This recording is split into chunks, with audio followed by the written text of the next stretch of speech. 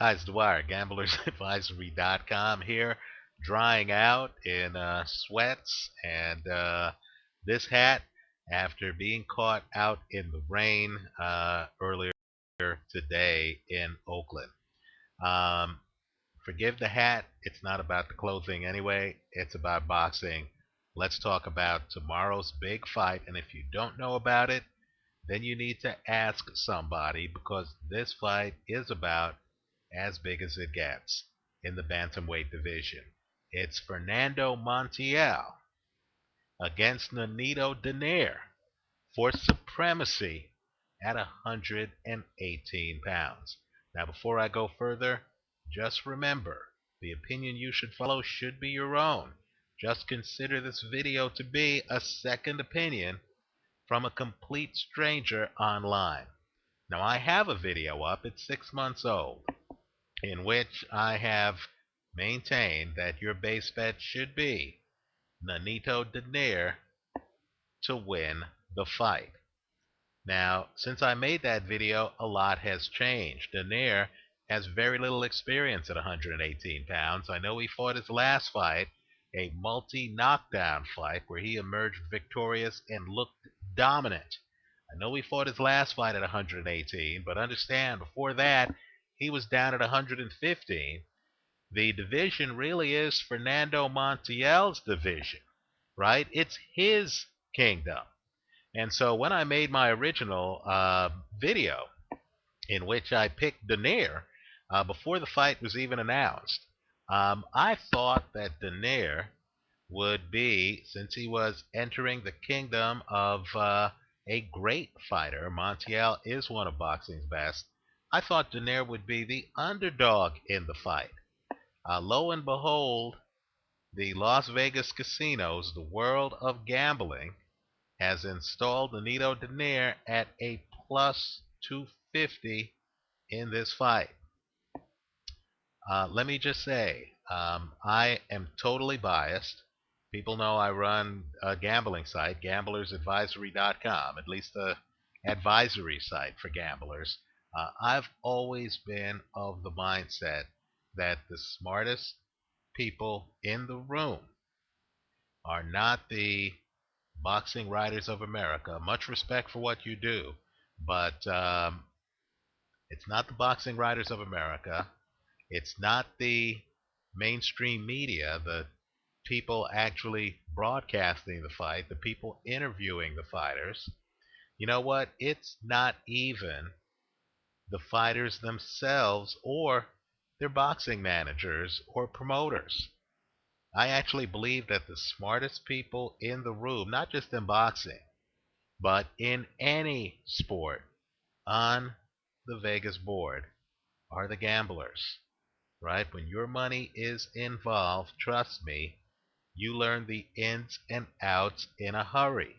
Every gambler I've met, and I mean every gambler I've met, has a story where they didn't consider some aspect, some risk that was involved in their bet, and then they lost the bet and they learned a valuable lesson. And I'll tell you, this is not school.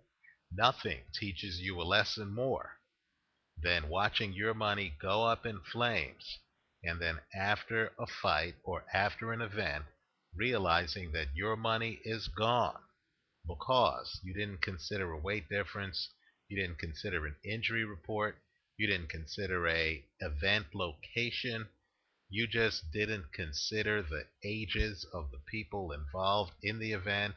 You just did not consider the trends in people's careers. You just didn't do your homework. So I've long believed, and I know gamblers, we're vilified. Oh my goodness, we symbolize the decay of society. People say, hey, if you're a gambler, you're going to throw your money away. All I can say is this: it's all a gamble. That 9 to 5 job that squares have, all I can say is you show up one day, you have the job, you show up the next day, you might personally lose the job or the business might close its doors. People in the stock market, and let me just say, they're the biggest gamblers I know. I mean, I myself trade stock options in my spare time. The people in the stock market understand that sometimes something will happen that no one has foreseen. An attack someplace, a coup someplace, a death, lawsuit. Something can happen that literally, strips away all of the layers of risk that were inherent in the decision. So I've always believed that gamblers are the smartest people in the room. The casinos have priced this fight correctly. The advantage I was hoping to get by taking the Nito Donaire, unfortunately, has been properly priced by the casinos. They have Donaire at a minus 250. Let me just say, for boxing historians, right? Boxing is a bit like a religion. There are certain names that literally inspire, wannabe fighters, gamblers, fans. You know, there are holy names in boxing, right? Ali, Lewis, Carmen Basilio, Rocky Marciano, Carlos Monzon, Alexis Arguello, Aaron Pryor, Marvin Hagler, Roberto Duran, Julio Cesar Chavez, right? Put it this way, there are great names in the sport. And arguably, and this is the stuff of conversations at the barbershop, arguably the best fighter in history is the man whose birth certificate says his name is Walker Smith. The rest of us know him as Sugar Ray Robinson. And I'll just tell you, of all the fighters in the game today, and yes, this includes Mayweather, yes, this includes Pacquiao, yes, this includes Martinez, yes, this includes Ward. You can go down the line of the great fighters in the sport today. All I can say is the one fighter who reminds me the most of Sugar Ray Robinson is fighting in tomorrow's fight, and that is Nonito Donaire. All I can say is he is a technician's technician. He is a boxer's boxer, and he has a punch. As I make this video, even though he's fought people like Vic Darchinyan, right?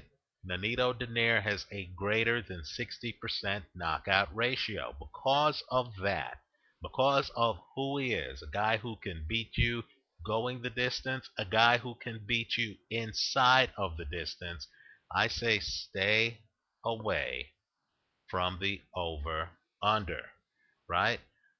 What I believe the bet should be, and let's talk about actual odds that are posted on oddschecker.com. What you're going to have to do if you're in a Vegas casino is you're going to have to go to the counter, and you're actually going to have a conversation with the people behind the counter, because not all of the bets are up on the board. What I'm recommending, and it's straight off oddschecker.com, is that on one side of the bet you have Nonito Donaire to win the fight. I believe he's that good, right? On the other side of the bet, you need to have round bets, round groupings.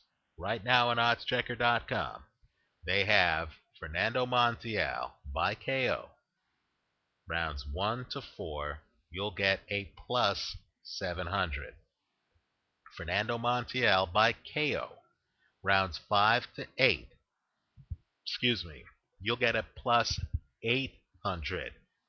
That's how you work the odds in your favor. Your goal is to straddle the bet so that if one of three things happen, Donaire wins, Montiel comes in, and I'm telling you, counterpunchers are most at risk early in fights, especially against great talents like Montiel, who can take you out with both hands. While Donaire is a blessed boxer, Montiel is a blessed hook artist, right? He can literally take you out with a left hook or a right hook. Let me just say, too, just like a great pitcher doesn't tip his pitches, Montiel does not tip whether he's throwing a left hand or a right hand. and he is accurate, right? So all I'm saying is, as great as Denier is, there is a distinct possibility that Montiel wins this by KO in the first 8 rounds of the fight. The best prop I've seen is Montiel 1-4, then Montiel 5-8. You need to structure the bet so that if Montiel wins 1-4, you make a profit. Montiel wins 5-8, you make a profit. Denier wins the fight, you make a profit. What I do not see happening, and I understand that Montiel was furiously closing the gap on Mark Too Sharp Johnson when he lost that fight, right? Montiel finished strong. But what I do not see is Fernando Montiel either winning this fight by late knockout or winning this fight by decision. Those are the outcomes I would eliminate from my bet portfolio. And don't fool yourself, right? Rookies will take a side. I believe vets will have a bet portfolio on an event. Our aim's the same. At the end of the event, I just want to be in line knowing I have a winning ticket and that my account is going to have more money in it than less money after I cash the ticket, right? That's what every gambler wants. I don't want to be right. I just want to be rich, right? That's the gambling objective. That's the fantasy. I just want to make money.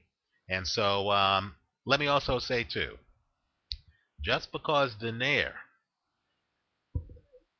is similar in many ways to Sugar Ray Robinson, right?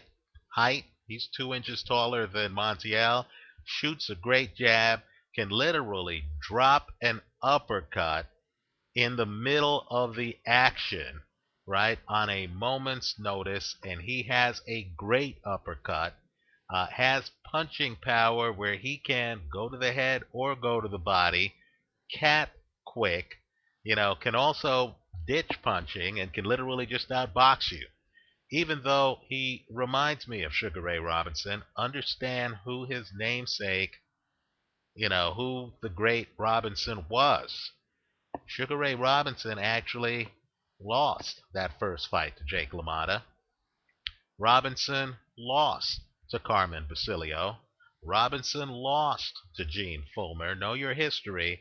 Guys who can get inside and who can, in addition to throw punches, can actually throw shoulders and have enough defensive acumen to protect themselves from things like uppercuts. In other words, if you have a very highly skilled fighter like Timothy Bradley, I believe that's the kind of opponent who would give Nonito Donaire problems. Now, I personally just do not believe that Fernando Montiel has the kind of foot speed to pull off that kind of fight. We'll find out. I could be wrong. All I can say is this. If I am wrong and Montiel gets the KO in the first 8 rounds, I want to be one of those people standing in line at the casino thinking to myself, I'll be damned, while I'm cashing in a winning ticket. To sum up, my recommendation, Donaire to win, Montiel by KO in the first 8 rounds off of a group round betting straddle. Okay? Let me know what you think. Leave your comments for me here after the fight. Win, lose, or draw, right? All I ask is that you stop by after the fight and leave your comments on the video. If you're looking for a great boxing chat room with some of the best boxing minds online, then I would encourage you to leave comments after the fight on my YouTube channel page. And I also guarantee you, because this happens every big fight, it's a great culture that we have going, guys will be scoring the fight as it happens on my YouTube channel page. I hope you're one of them. You can literally see the consensus as the fight is going forward round after round. You might have 2 or 3 people scoring the fight. I hope you join in. Thanks for watching.